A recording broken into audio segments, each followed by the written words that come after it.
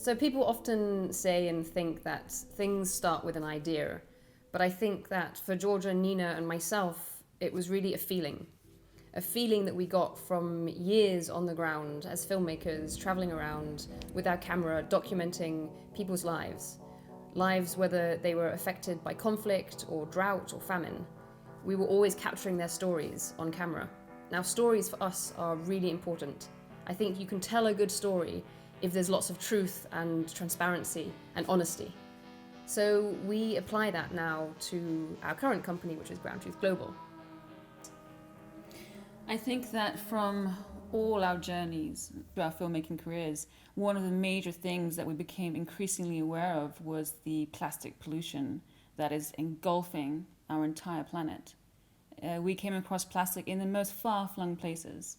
So one of the first things we asked ourselves right at the beginning was, how do we help and work towards protecting our planet? We want to try and change behavior and to encourage people to stop buying single-use plastic, but also, what are we going to do with these millions of metric tons of plastic in our environment? So we are creating technical, high-performance bags and accessories out of this plastic waste. So to achieve this goal and to really start GROUNDTRUTH, we needed a third pair of hands. So we asked Nina, our third sister, to join the team.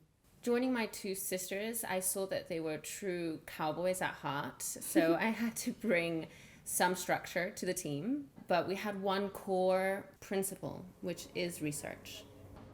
Without asking hard questions, without being there on the ground, we wouldn't have what we have today, which is a truly transparent and green supply chain. And I think that's really what lies at the heart of our current work with GROUNDTRUTH Global and trying to change the course of the fashion industry and the manufacturing industry. And I think it comes definitely second nature to Sophia and Georgia as documentary filmmakers to ask these questions and also to document everything. I mean, they always had a camera in their hand and they were always there, filming.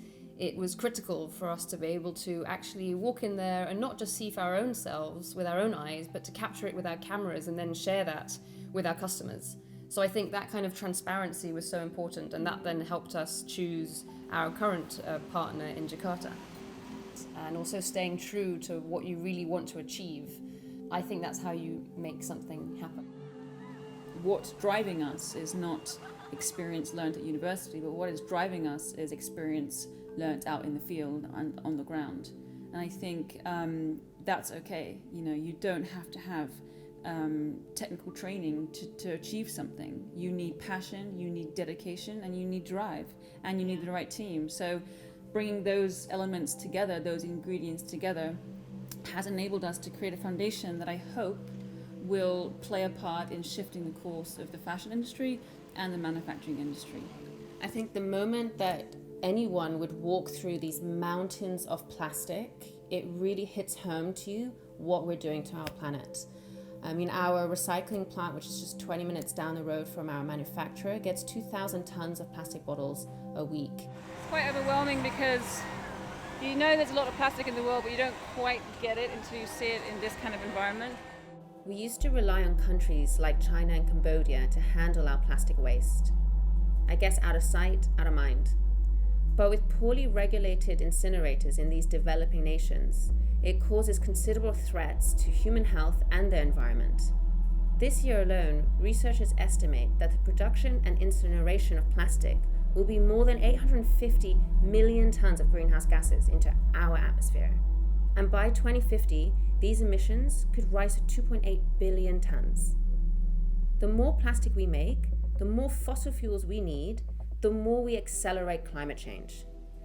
We want to provide solutions, and I think using recycled plastic materials instead of virgin materials is one way of combating our plastic pollution crisis. I think it's also recognizing that anything that we do in this world emits CO2.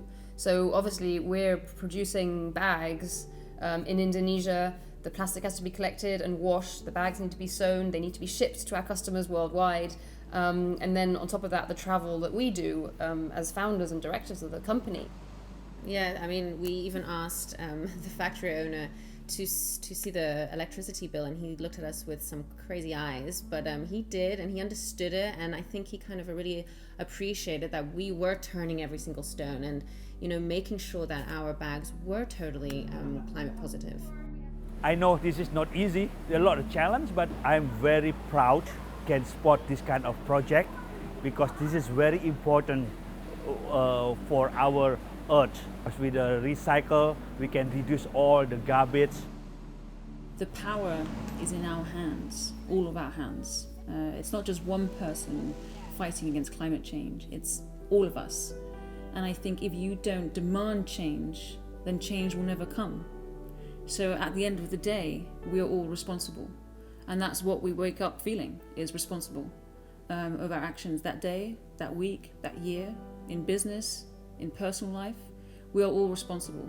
So if we have one message, I think that the message is take action into your own hands and create the change that you want to see for our planet.